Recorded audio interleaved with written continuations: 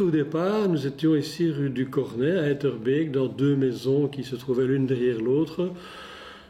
La situation était vraiment catastrophique, tout se délabrait. Le pouvoir organisateur de l'école a donc décidé de construire le nouveau bâtiment qui se trouve actuellement au 77 avenue d'Ouderghem et nous sommes entrés dans ce bâtiment 1992-1993.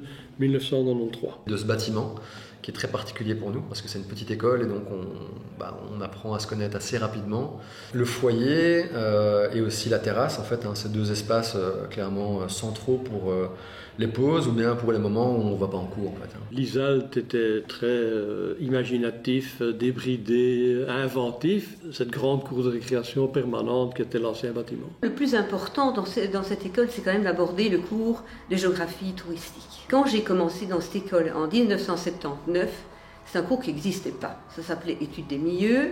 Le directeur, quand il m'a engagé à l'époque, M. Defresne, m'a dit « Écoutez, vous faites ce que vous voulez. Qu'est-ce que vous avez envie de faire ?» J'ai envie de faire ça, j'ai envie de parler des climats, des régions. Ok, je vous donne carte blanche. Donc j'ai commencé à donner ce cours, mais vraiment qui n'avait pas du tout d'intitulé de géographie. Et au cours du temps, finalement, quand Michel Vanizeau était arrivé, il s'est dit « Mais tout le monde sait ce cours, ça devrait quand même s'appeler autrement. » Donc voilà ce cours qui devient géographie touristique en première. J'ai d'ailleurs retrouvé dans mes archives toute une série de couvertures de nos syllabus depuis maintenant donc 27 ans. C'est un petit quelque chose, nostalgie, souvenir, de retrouver ces vieilles couvertures. Aujourd'hui, ce sont des bons techniciens, des bons professionnels, mais ils ont aussi une personnalité. Et ça, c'est la richesse. Et c'est pour ça que, alors qu'au départ, on ne voulait pas entendre parler de notre formation en tourisme, eh bien, dans les années 2005, 2010, 2015, on s'est arraché nos stagiaires. Ce qui est sympa, c'est que les stages, une grosse partie des stages, en fait, repose sur le réseautage qu'on a établi. Donc, il y a beaucoup d'étudiants qui nous appellent et qui nous demandent d'accueillir des stagiaires et qui eux-mêmes sont des anciens de l'ISALT. Donc ça marche, on a un réseautage qui est super solide et qui est vraiment intéressant en fait à travailler. Il y avait un problème parce que le lien tourisme n'était pas existant et n'était pas reconnu.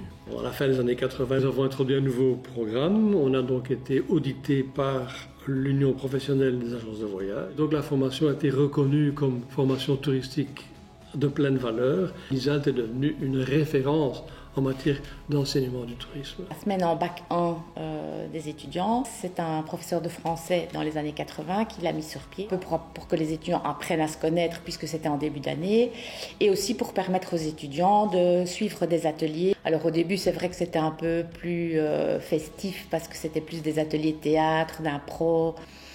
Et donc après quelques années, en 1993, le projet a évolué et a été revisité. Les ateliers ont évolué, donc c'est devenu des ateliers de gestion de conflits, des ateliers de secourisme, des ateliers aussi où ils se promenaient dans la ville de Blankenberg. C'est la semaine dont ils se souviennent tous parce que pour eux c'était nouveau, ils s'apprenaient à se connaître. J'ai trouvé que c'était vraiment une bonne idée d'appeler notre voyage en Belgique Eductour, donc c'est-à-dire un voyage qui est à la destination des étudiants pour qu'ils découvrent la Belgique et qui finalement, tant au nord ou au sud, qu'ils puissent en parler, la vendre.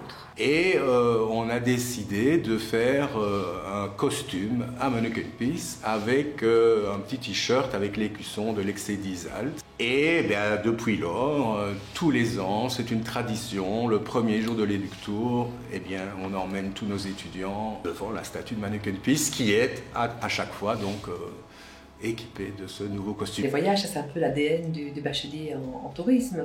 Je crois qu'on les a introduits en 92. On a voyagé un peu partout en Europe. On est allé à Nîmes, on est allé à Florence, on est allé à Rome, on est allé à Barcelone, à Malaga. Des liens, comme je disais tout à l'heure, qui vont perdurer, qui vont